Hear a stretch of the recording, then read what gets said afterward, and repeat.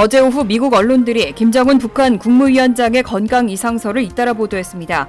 진위 여부는 확인되지 않은 상태입니다.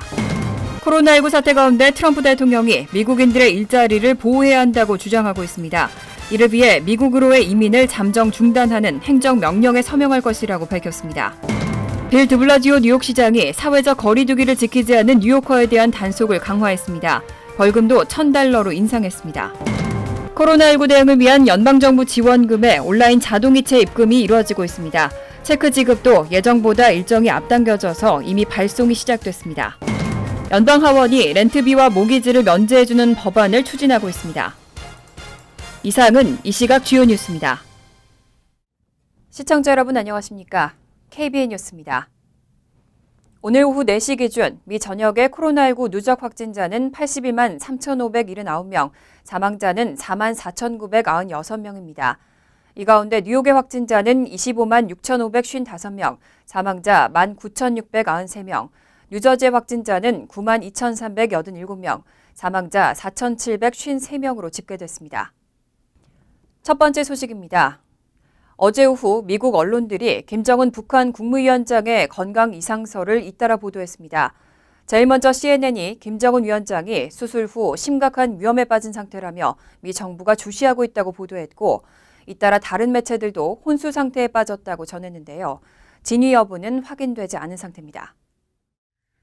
어제 오후 CNN은 김정은 북한 국무위원장이 수술 후 심각한 위험에 빠진 상태라는 정보를 미 정부가 주시하고 있다고 가장 먼저 보도했습니다. 그러면서 15일 김일성 생일인 태양절 축하연에도 김 위원장이 나타나지 않아 그의 건강 상태에 대한 부정적인 추측이 나왔다고 전했습니다. 블룸버그 통신의 백악관 출입기자인 제니퍼 제이컵스도 트위터를 통해 김 위원장이 지난주 심장 수술을 받았고 그가 살아있더라도 건강이 좋지 않을 것이라는 정보를 미 정부가 입수했다는 이야기를 들었다고 밝혔습니다. 그러면서 미 당국자들은 그의 생존 여부를 확실하게 파악하지 못하고 있다고 전했습니다. 여기에 NBC 뉴스의 KT 터우 기자는 2명의 전현직 미 당국자를 인용해 김 위원장이 심장 수술을 받고 혼수 상태에 빠졌다며 뇌사 상태라고 전하고 혼란을 더했습니다. 하지만 그는 이후 해당 트윗을 삭제하고 예방 차원에서 트윗을 삭제했다며 추가 정보를 기다리고 있다고 사과했습니다. 최초 보도한 CNN이 언급한 김 위원장이 위험에 빠진 상태라는 정보는 북한 전문 매체인 데일리 NK의 보도일 가능성이 높습니다. 해리 카지아니스 미 국익연구소 한국 담당 국장은 트위터에 CNN은 김 위원장이 위독하다는 루머를 보도했다며 오직 단 하나의 근거를 바탕으로 한 기사는 문제가 있고 그 기사를 쓴 기자는 해고해야 한다고 강하게 질타했습니다. 트럼프 행정부는 코로나19가 발생하기 전에도 미국 우선주의를 내세우고 합법 이민까지도 축소해왔는데요. 이제는 코로나19 사태 가운데 미국인들의 일자리를 보호해야 한다고 주장하고 있습니다. 이를 위해 트럼프 대통령은 미국으로의 이민을 잠정 중단하는 행정명령에 서명할 것이라고 밝혔습니다. 트럼프 대통령은 어제 트위터에 보이지 않는 적으로부터의 공격 속에서 위대한 미국 시민의 일자리를 보호해야 할 필요성에 따라 미국으로의 이민을 잠정 중단하는 행정명령에 서명할 것이라는 글을 게시했습니다. 하지만 어떤 이민 프로그램이 영향을 받을 수 있을지에 대해서는 구체적으로 밝히지 않았습니다. 또 백악관 역시 이에 대한 구체적인 언급은 하지 않고 있습니다. 트럼프 대통령은 그동안 자신이 중국과 유럽 국가들로부터의 미국 여행을 제한하고 미국 내 코로나19 확산을 늦추는 데 기여했다고 주장해왔습니다. 뉴욕타임즈는 새로운 영주권 승인 및 취업비자의 제공을 일시적으로 금지하는 행정명령이 이르면 며칠 안에 내려질 수 있다고 전망했습니다. 그럴 경우 외국인의 미국 거주 및 근무 신청이 승인받지 못하게 되고 합법적인 이민 제도가 사실상 폐쇄되는 겁니다.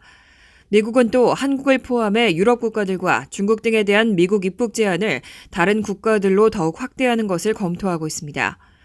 미 행정부는 이런 조치가 코로나19를 제한하는 데 도움이 될 것이라고 주장하고 있지만 가장 큰 이유는 미국 내 일자리 시장에서 미국 노동자들을 보호하기 위한 것으로 분석됩니다.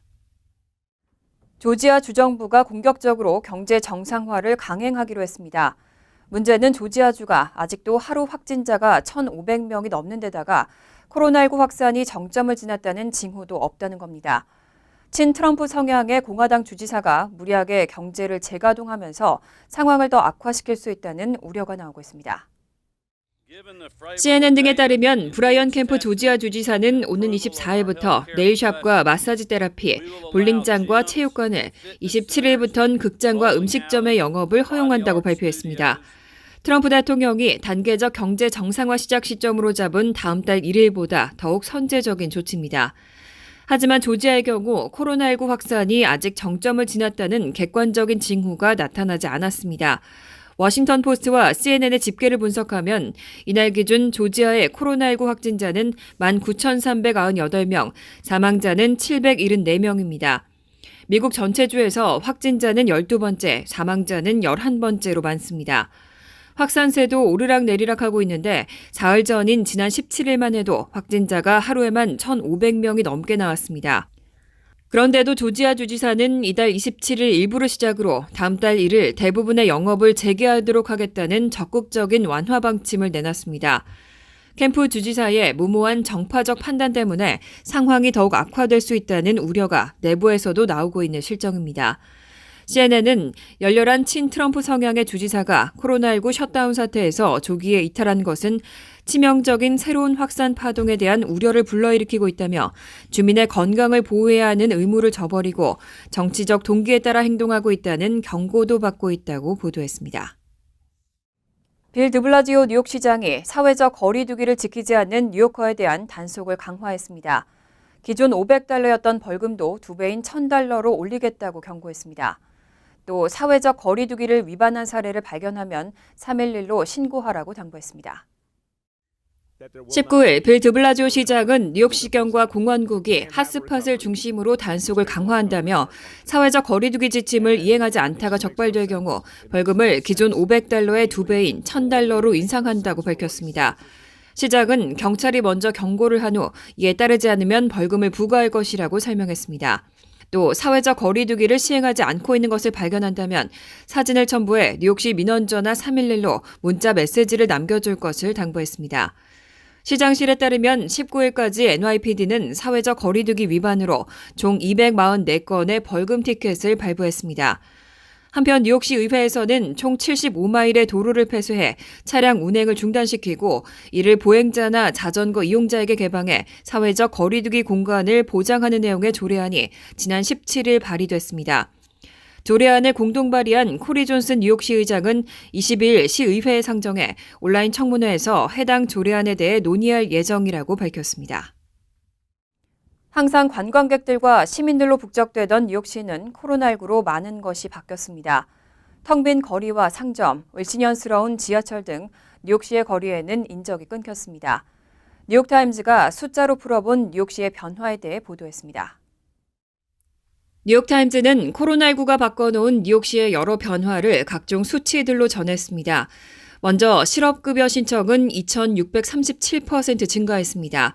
지난 3월 22일 주간 기준 14만 4천 명이 실업급여를 신청하면서 지난해 같은 기간에 5,300명에 비해 2,637%가 증가했습니다. 이어 어려운 이웃들을 돕기 위한 자원봉사는 288%가 증가했습니다. 지난달에만 6,500명으로 지난해보다 거의 3배 증가한 것으로 집계됐고 자원봉사자들은 무료급식이나 노인 돌보미 등에 힘을 보태고 있습니다.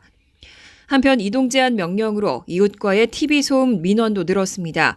뉴욕의 오픈 데이터에 따르면 TV 소음 민원은 지난해 같은 기간보다 42% 늘었고 이웃의 대화나 음악에 따른 소음 민원 역시 각각 12%와 30%가 증가했습니다.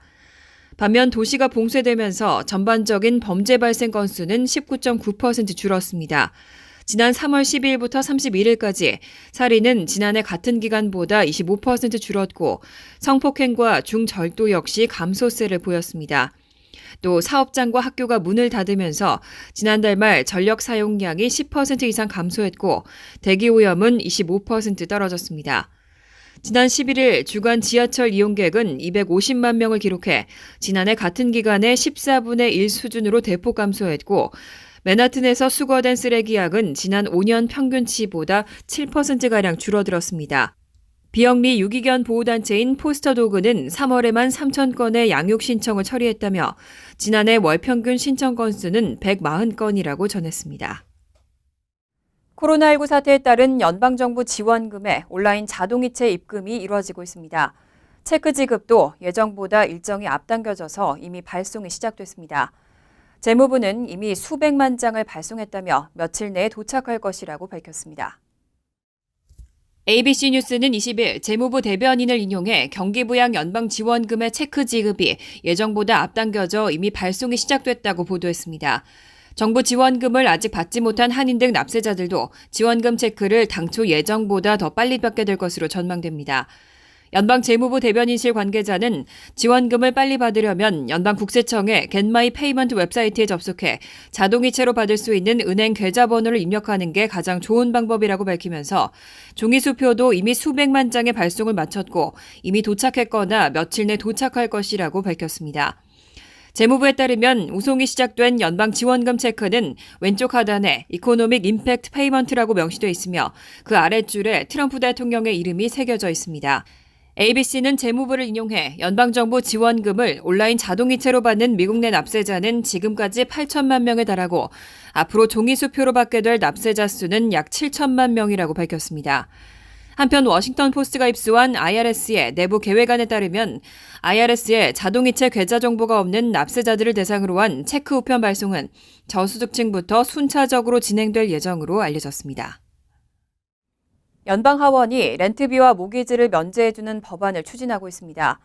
코로나19로 어려움을 겪고 있는 임차인과 주택 소유자들을 위해 렌트비나 모기지를 비상사태가 끝날 때까지 면제해주겠다는 내용입니다.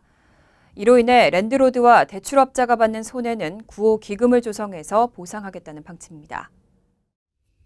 그레이스맹 연방하원의원은 20일 렌트비와 모기지를 면제해주는 법안을 발의했습니다. 렌트비 및 모기지 면제 법안에 따르면 코로나19 사태 기간 동안 임차인 또는 주택 소유자는 추가 비용이나 신용 등급 등의 어떠한 영향을 받지 않으면서 렌트비 및 모기지 납부가 전액 면제됩니다. 대신 렌트비 및 모기지 면제로 인해 랜드로드와 대출업자가 받는 손해를 보상하기 위해서 구호기금을 조성한다는 방침입니다. 또 코로나19 사태 속에서 주택 가용성을 높이기 위해 지방정부나 비영리단체 등이 개인 임대부동산을 구입할 수 있도록 자금을 조달하기 위한 옵션 기금도 마련해야 합니다. 맹 의원은 현재 120만 뉴요커를 포함해 2,200만 명이 실업수당을 신청했는데 언제 다시 경제가 정상화될지 모르는 상황이라며 모기지와 렌트비를 납부해야 한다는 엄청난 압박을 받고 있는 사람들을 위해 특단의 조치를 취해야 한다고 강조했습니다. 이번 조치는 2020년 4월부터 소급 적용되고 코로나19로 인한 국가 비상사태가 해제된 후 한 달간 연장됩니다. 연방정부와 주정부 병원들은 여전히 의료용품 확보에 열을 올리고 있습니다. 마스크 등의 의료용품을 서로 확보하기 위해서 007 작전을 방불케 하는 경쟁까지 벌어지고 있습니다. 미국의 연방병원과 주정부 병원들이 의료용품 확보를 위해 치열한 경쟁을 펼치고 있는 가운데 연방정부가 불법 유통 차단 등을 명목으로 거래에 개입하면서 미국 내 마스크 전쟁은 더 치열해지고 있습니다. 뉴욕타임즈에 따르면 매사추세츠 스프링필드의 4개 병원 시스템인 베이스테이트 헬스는 이달 미 중부의 한 비밀 지역에서 푸드 서비스 배달 트럭으로 위장한 차량에 마스크를 가득 실었습니다. 이 차들은 발각되지 않기 위해 병원으로 향하는 동선도 바꿔서 이동했습니다. 하지만 병원의 한 관계자는 거래가 끝났다고 생각했을 때 FBI가 나타나 마스크 선적본을 체크했고 자격증까지 검증하려 했다며 이어 다른 연방기관들까지 개입하면서 10시간 이상이 지연됐다고 밝혔습니다. FBI는 이에 대한 언급을 피하는 대신 코로나19 사태 동안 개인 보호 장비가 불법적으로 유통되거나 사재기 되지 않도록 노력하고 있다고 설명했습니다.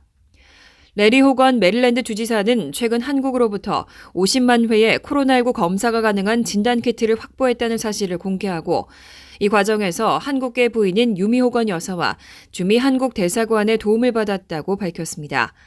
이에 대해 트럼프 대통령은 그럴 필요가 없었다며 공개적으로 불만을 터뜨렸습니다. 하지만 각 주지사들은 보호장비 부족을 연일 호소하고 있는 실정입니다. 뉴욕타임즈는 연방재난관리청이 자신들이 선정한 지역에 의료장비를 보내는데 불투명하고 일관되지 않은 기준을 적용하고 있다는 불만도 제기됐다고 전했습니다. 뉴욕 주민 3명이 세계보건기구 WHO를 상대로 소송을 제기했습니다. WHO가 코로나19 대응과 관련해서 적절한 가이드라인을 제시하지 못하고 이로 인해 뉴욕 주민들이 측정할 수 없는 피해를 입었다는 주장입니다. 또 WHO가 중국 정부와 함께 코로나19의 심각성을 감췄다고 비난했습니다. 20일 뉴욕포스트와 가디언 등 언론은 뉴욕시 웨스트체스터 카운티에 거주하는 리처드 클링, 스티브 로트커, 제나로 퍼치어 등 3명이 뉴욕주 화이트플레인스 소재 연방법원에 WHO를 상대로 소장을 제출하고 WHO를 강하게 비판했다고 보도했습니다. WHO가 코로나19 팬데믹을 적절하게 선언하는 데 실패했고 중국의 상황을 제대로 모니터하지 않았고 회원국들에게 적절한 치료 및 대응 가이드라인을 제시하지 못했다는 지적입니다. 또 WHO가 중국 정부와 함께 코로나19의 심각성을 감췄다고 비난했습니다. 이들은 소장에서 WHO가 웨스트체스터에 거주하는 약 75만 6천 명에게 측정할 수 없는 해를 입혔다고 주장했습니다. 앞서 중국 정부를 상대로 코로나19 피해 배상 약 6조 달러를 청구하는 집단 소송도 제기된 바 있습니다. 미국을 비롯해 세계 각 국민이 참여한 이 소송에는 약 10,000명이 참여했습니다. 소송을 주도하고 있는 플로리다주 마이애미 소재 버먼로우 그룹은 성명을 통해 이번 소송은 중국이 코로나19를 막는 데 실패함으로써 개인적 상처와 잘못된 죽음, 재산상의 피해 등을 겪은 사람들이 배상금 수십억 달러를 청구하기 위한 것이라고 설명했습니다.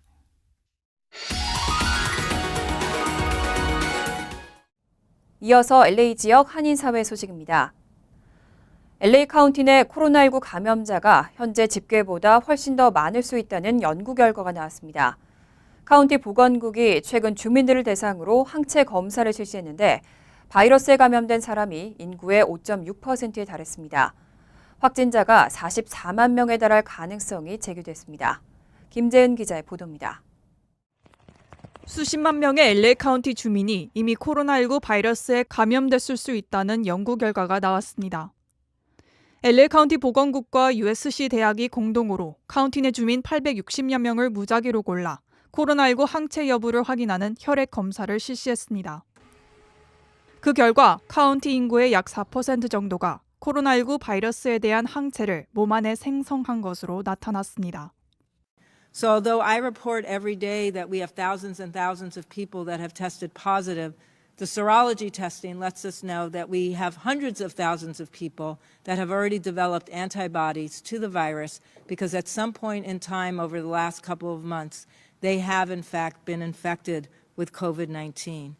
항체는 개인 면역 체계가 과거에 코로나19 감염에 반응했음을 나타내는 것으로 카운티 내 확진자가 연구 당시 보고된 8천여 명보다 최대 50배 이상이나 더 많을 것으로 추정됐습니다. 즉 실제 확진자 수는 최대 44만 2천여 명에 달할 수 있다는 겁니다.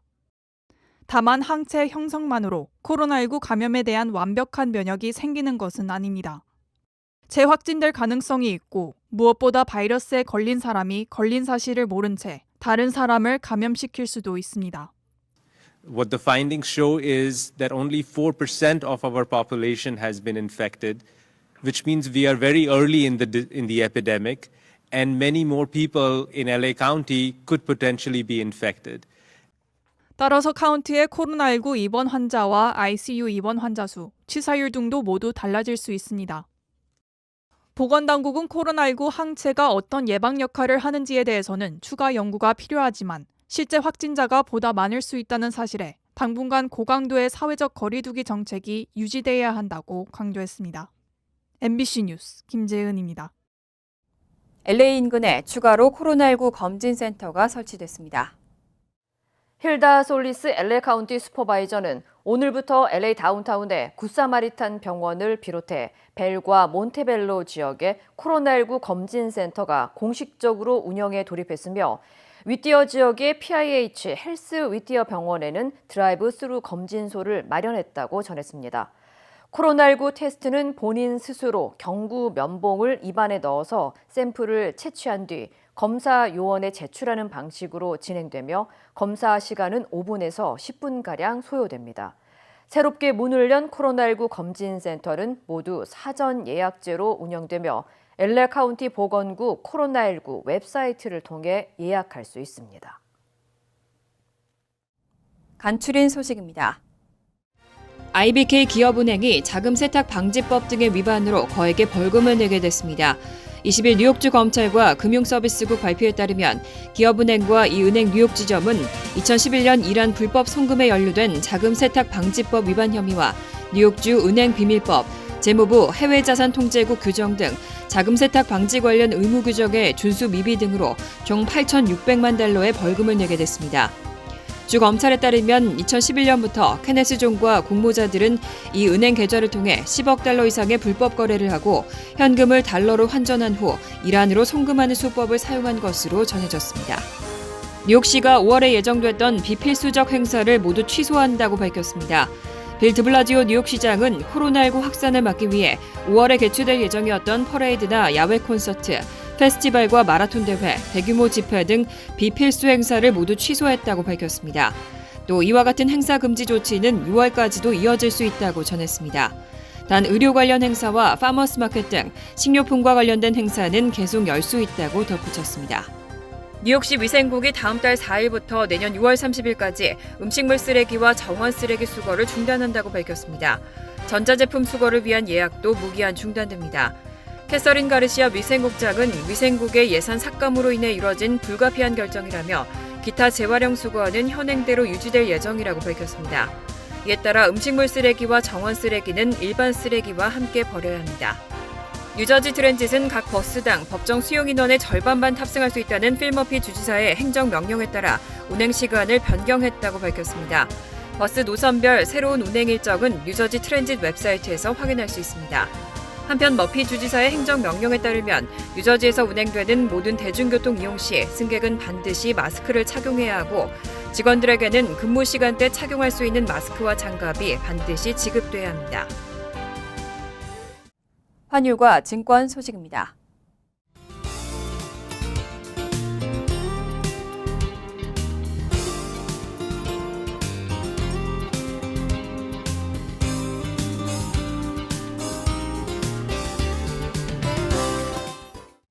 이어서 날씨입니다. 수요일은 때때로 구름만 많겠습니다. 낮 최고 기온은 52도, 섭씨 11도, 밤 최저 기온은 37도, 섭씨 3도로 예상됩니다. 목요일은 흐린 가운데 밤에는 비가 오겠습니다. 금요일도 가끔 비가 내리겠습니다. 이상으로 KBN 뉴스를 마칩니다. KBN과 함께 즐거운 저녁 되시기 바랍니다.